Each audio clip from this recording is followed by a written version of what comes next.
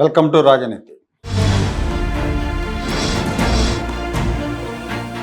అమరావతి రాజధాని తొలి విడత భూ సమీకరణ 29 గ్రామాల్లో జరిగింది. ఒక పెనుమాక, ఉండవల్లి, నిడమర్రు ఈ 3 గ్రామాలు మినహా మిగతా అన్ని గ్రామాల్లో 98% రైతులు భూములు ఇచ్చేశారు. 98% భూములు వచ్చేసినాయి భూ సమీకరణ కింద. పెనుమాకలో 1647 ఎకరాలకు గాను 1240 ఎకరాలు పూలింగ్కి ఇచ్చారు. 400 ఎకరాలు పెండింగ్లో ఉంది. ఉండవల్లిలో 1100 ఎకరాలకు 300 ఎకరాలు మాత్రమే పూలింగ్కి ఇచ్చారు. 800 ఎకరాలు పెండింగ్లో ఉంది. నిడమర్రులో 2500 ఎకరాలకు 400 ఎకరాలు పెండింగ్లో ఉంది. భూ సమీకరణ కింద ఇవ్వాల్సి ఉంటుంది. ఇది ఖచ్చితమైన లెక్క కాదు, ఉజ్జాయింపుగా కొంచెం అటు ఇటు తేడా ఉండొచ్చు. ఈ రైతులు ఏంటంటే మా భూములకు రేట్లు ఎక్కువ ఉన్నాయి కాబట్టి మేము అని వాళ్ళు ఇవ్వటానికి ఇష్టపడలేదు. రాజధానిలో సమస్య అంతా కూడా ఈ 3 గ్రామాలతోనే. రాజధానిని జాతీయ రహదారితో కలపాలంటే ఈ గ్రామాలు కీలకం. అందుకే ప్రభుత్వం భూ సమీకరణకు ఇవ్వకపోతే భూసేకరణ చట్టం ద్వారా భూములు తీసుకోవడానికి నోటిఫికేషన్ జారీ చేసింది. భూసేకరణ ద్వారా తీసుకుంటే రైతులకు నష్టం కలుగుతుంది. అందుకే భూ సమీకరణకు ఇవ్వండి అని పదే పదే ప్రభుత్వం కోరుతూ ఉంది. కొంతమంది మెత్తబడి పూలింగ్కి ఇస్తున్నారు. అయితే రాజధాని రాకముందే మా భూములకు రేట్లు ఎక్కువ, మేము విజయవాడకు దగ్గరగా ఉంటాయి మా గ్రామాలు, ఉండవల్లిలో ఎకరం మీద తుళ్ళూరులో 30 ఎకరాలు కొనుక్కోవచ్చు, వాళ్లకు మాకు ఒకటే పరిహారం అంటే మేము ఒప్పుకోమని కొంతమంది రైతులు అడ్డం తిరుగుతున్నారు. ఇలా అడ్డం తిరిగిన వాళ్ళలో ఎక్కువ మంది వైసీపీ సానుభూతి పరులు, రెడ్డి సామాజిక వర్గానికి చెందిన వాళ్ళు. వీళ్ళు జగన్మోహన్ రెడ్డి గారిని కలిసి మొన్న మధ్య న్యాయం చేయమన్నారు. ఆయన వీళ్ళకి ఏం చెప్పారంటే, మీరు భూములు ఇవ్వద్దు, అసలు నేను వచ్చాక అమరావతినే ఆపేస్తాను, మావిగాన్ని నిర్మిస్తా అని ఆయన చెప్పాడు. ఇదేంటి సమస్యను పరిష్కరించమంటే మాకు ఏదైనా మెరుగైన ప్యాకేజ్ ఇప్పించడం, లేదంటే మా భూముల సమీకరణకి తీసుకోకుండా ఆపడం చేయమంటే అమరావతిని ఆపేస్తా అంటున్నాడని కొంతమంది వాళ్ళు మదనపడ్డారు.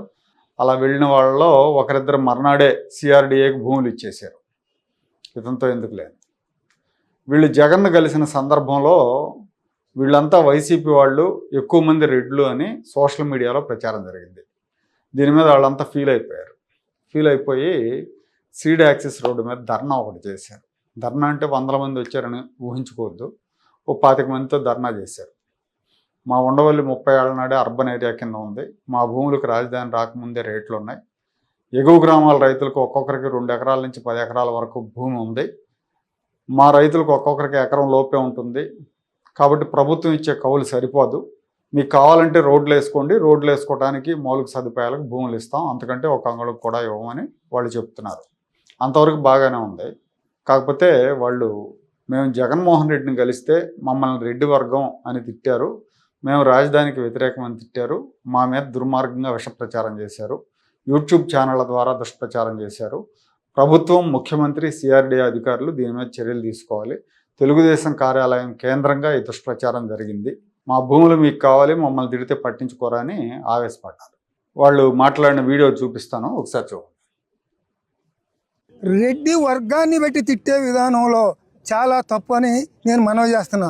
ఈ తప్పుని పాలకులు, ఏ పాలకుడైనా సరే, కాంగ్రెస్ పార్టీయా, తెలుగుదేశం పార్టీయా, సిపిఎం పార్టీ అని కాదు, దీన్ని ఆ రెడ్డి వర్గం అనే పేరు పెట్టి తిడుతున్నారు కనుక ఈ పాలకులంతా దాన్ని ఖండించవలసిందిగా మనవి చేస్తున్నా.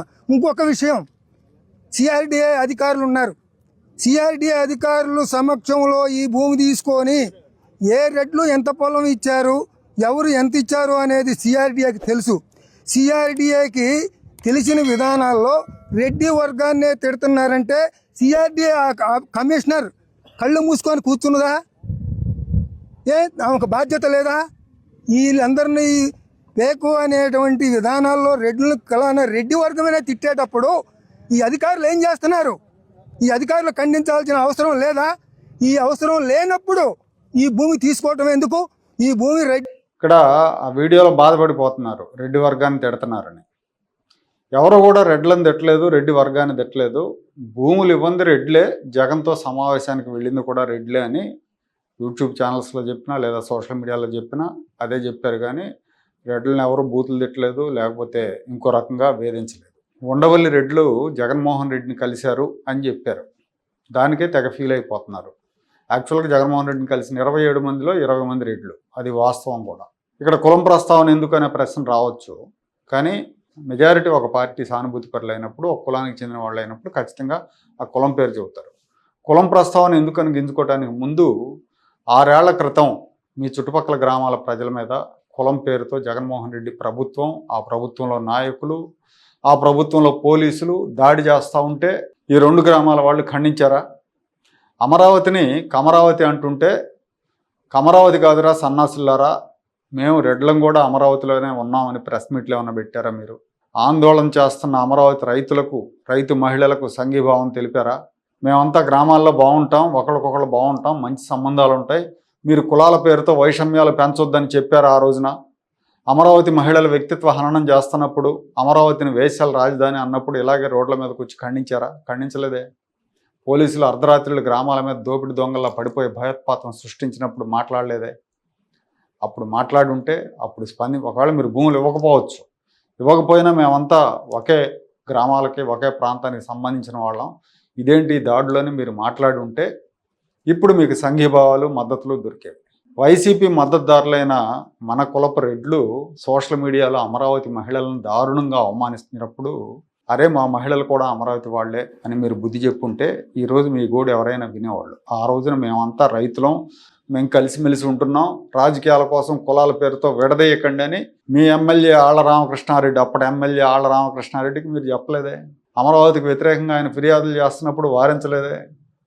జగన్మోహన్ రెడ్డి అమరావతిని ఆపేసినప్పుడు ఇది తప్పని మీరు చెప్పలేదు. నీ చర్య వల్ల మేము కూడా నష్టపోతామని మాట్లాడలేదు. ఏ రోజు అమరావతి ఉద్యమంలో పాల్గొనలేదు.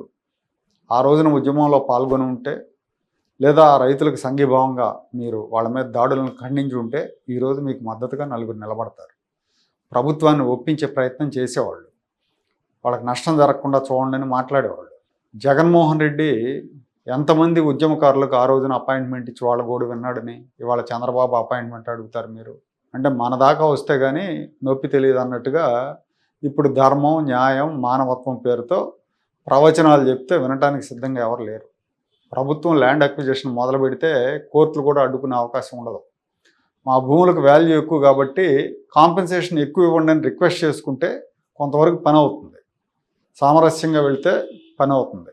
జగన్మోహన్ రెడ్డి దగ్గరికి వెళ్తే పని అవుతుంది. అది ఇది కాదు, మేము ఇచ్చేది లేదంటే నష్టపోయేది మీరే.